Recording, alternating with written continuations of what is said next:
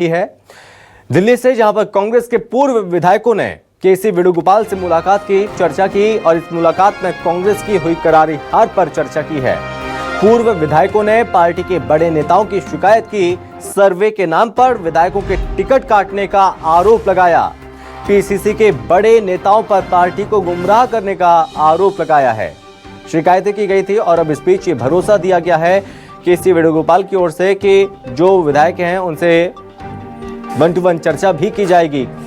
PCC के बड़े नेताओं पर पार्टी को गुमराह करने का आरोप लगाया।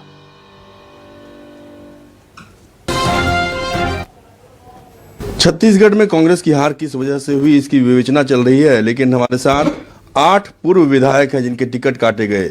उन्होंने दिल्ली में डेरा डाला हुआ है। संगठन महासचिव केसी वेणुगोपाल से इन्होंने मुलाकात की है और हम उन विधायकों से, पूर्व विधायकों से बात करते हैं और जानने की कोशिश करते हैं कि आखिरकार किस वजह से इनका टिकट काटा गया और उन सीटों पर अभी क्या हार। तीसरी बात, गंभीर बात आपको बता दो, हमने वेणुगोपाल सर से हमने ये बात आज बताया कि साहब कौन सी ऐसी सर्वे हुई थी जो 22 विधायक को टिकट काट दी है, सरकार चला गया।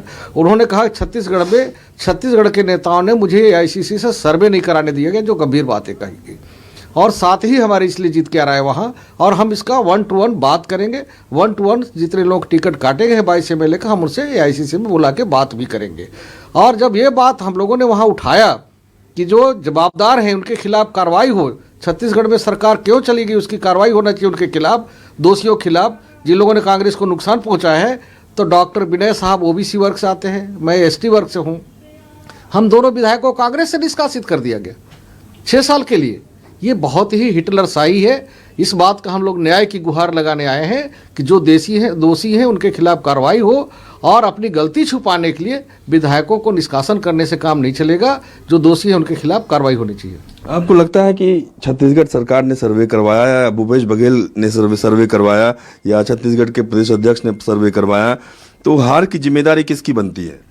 जिन लोगों ने सर्वे कराया है और झूठा और गलत सर्वे फर्जी करके दिया है, उन सर्वे वालों के खिलाफ FIR होनी चाहिए। सर्वे कराने वालों के खिलाफ भी कार्रवाई होनी चाहिए, क्योंकि कांग्रेस हाईकमान को धोखा दिया गया है।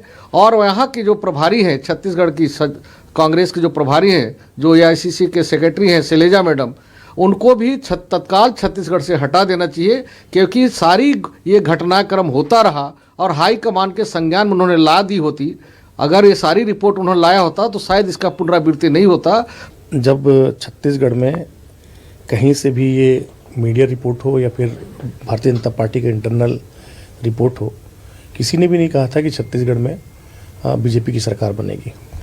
लेकिन ऐन 2-3 महीना पहले जिस तरह से टिकट का बॉदरेशन फैलाया गया, जब RSS की पूरी टीम कोने कोने में घुस के काम कर रही थी, उस समय सारे विधायकों को टिकट के नाम पे कहीं सह प्रभारी का, कहीं प्रभारी का, इस नेता का उस नेता का चक्कर काटने का काम बच गया था। जो तैयारी थी वो बुरी तरह से टूटी।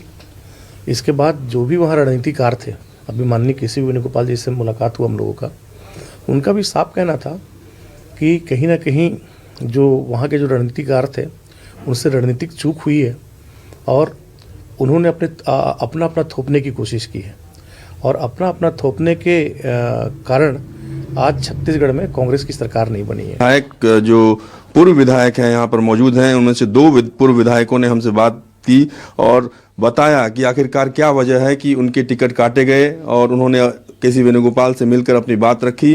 अब अध्यक्ष से मुलाकात करने की कोशिश कर रहे हैं, मल्लिकार्जुन खड़गे से मुलाकात करने की कोशिश कर रहे हैं और अपनी बात रखेंगे।